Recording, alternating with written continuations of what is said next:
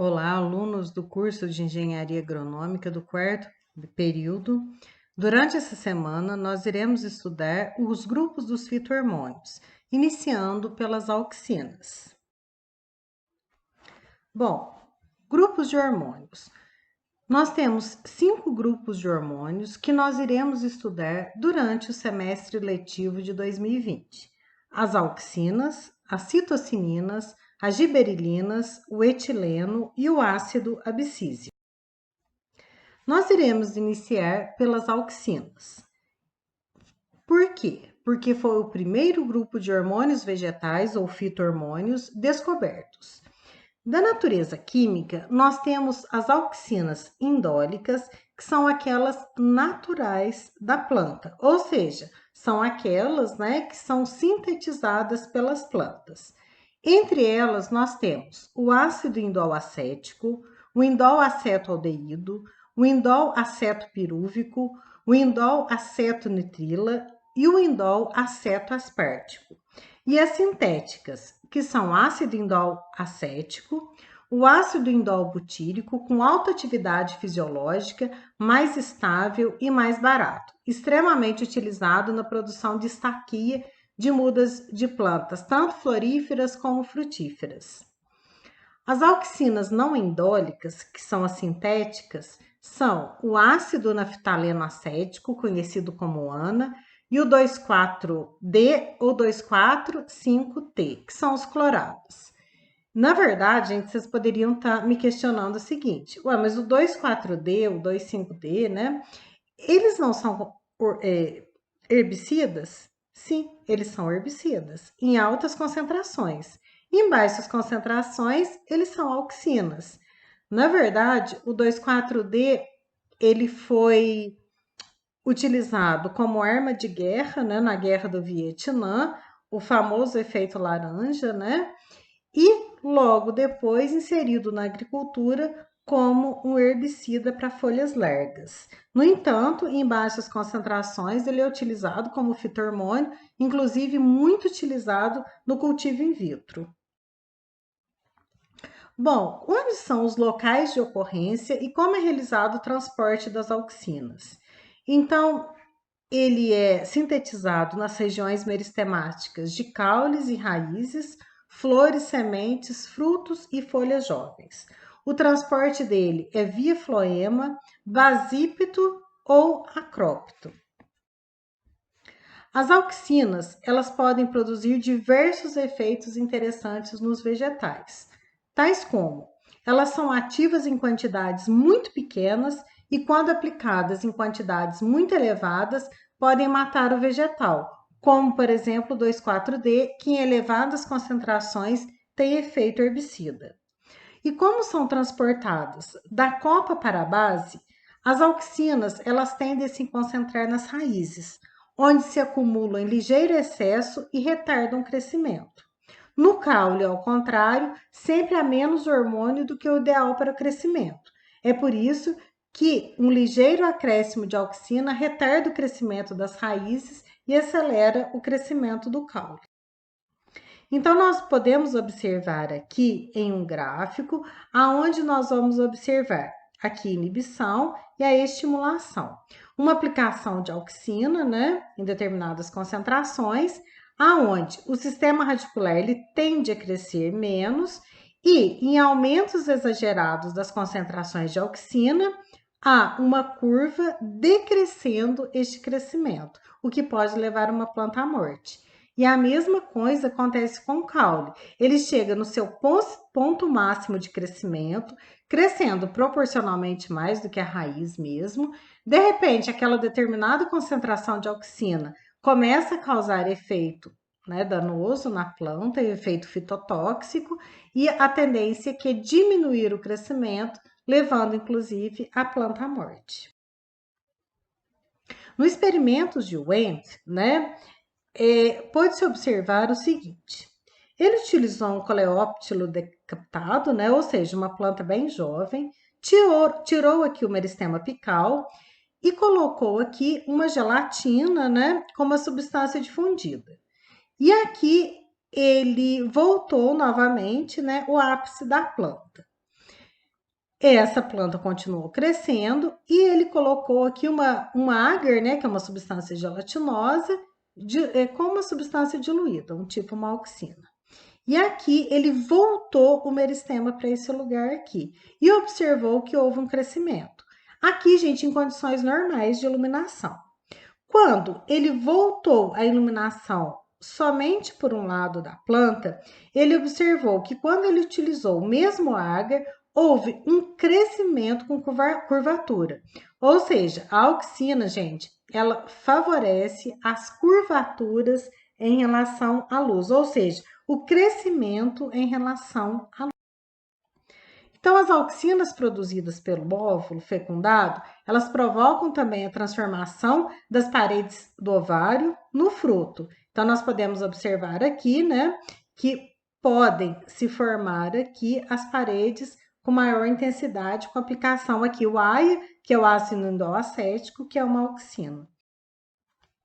As auxinas também, elas provocam as curvaturas dos vegetais, como vimos anteriormente, causadas tanto pela gravidade, que é o geotropismo, e pela luz, o fototropismo. Então, na gravidade aqui, né, na verdade a planta, ela cresce em sentido ao centro da terra, como as raízes, ou ao contrário, ao centro da terra, como o caule, né? Como nós podemos observar aqui nas curvaturas que ocorrem principalmente em áreas declivosas.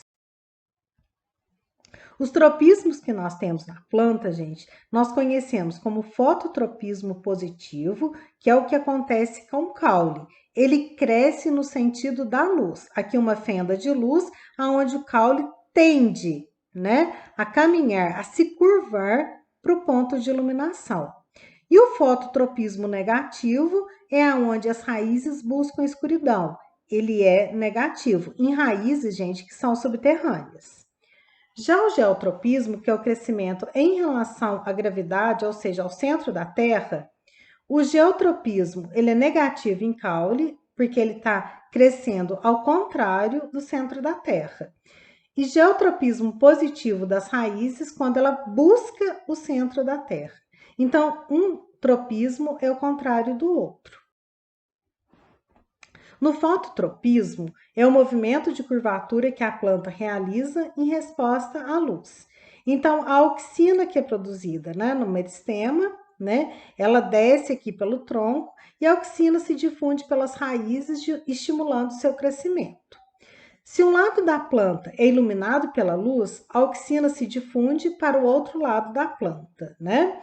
Então, se um lado da planta possui mais auxina, esse lado cresce mais rápido, fazendo com que a planta se dobre para o outro. Então, olha aqui, ó, nessa maneira aqui, a auxina promove um crescimento mais rápido e faz com que ocorra a curvatura em sentido da luz. Isso acontece, gente, com qualquer planta, né? Que nós iluminarmos apenas um determinado lado. Aqui nós podemos observar, né? Uma curvatura das plantas no sentido da luz. Isso acontece muito, gente, quando determinada planta ela sofre um sombreamento durante um dia, né? Então ela se curva para onde tem maior luminosidade. Isso é o fototropismo positivo que acontece nos caules, sempre crescendo no sentido da iluminação.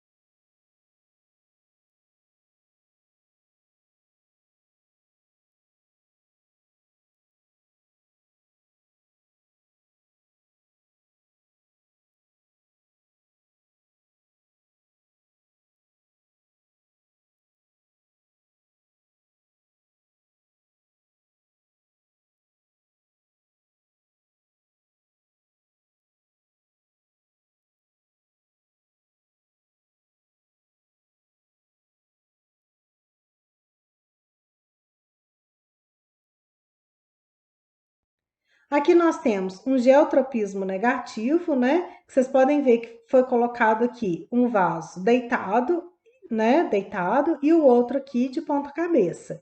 Vocês podem observar que a planta se curvou em busca da luz. Isso aqui é o geotropismo negativo, fototropismo positivo, né?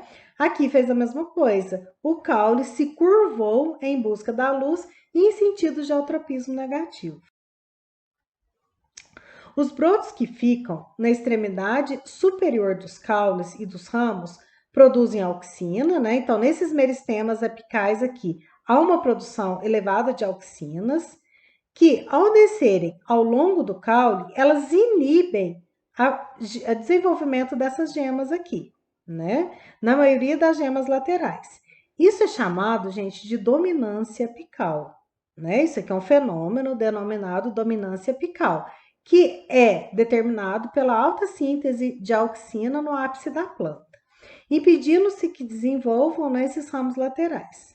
No entanto, se nós fizermos um corte nesse broto terminal, ou seja, no meristema apical do caule, parando de descer a auxina, os brotos laterais se desenvolvem. Por quê? Porque aqui também tem o meristema, ele começa a sintetizar a auxina e aqui ele promove um rápido crescimento desses ramos laterais.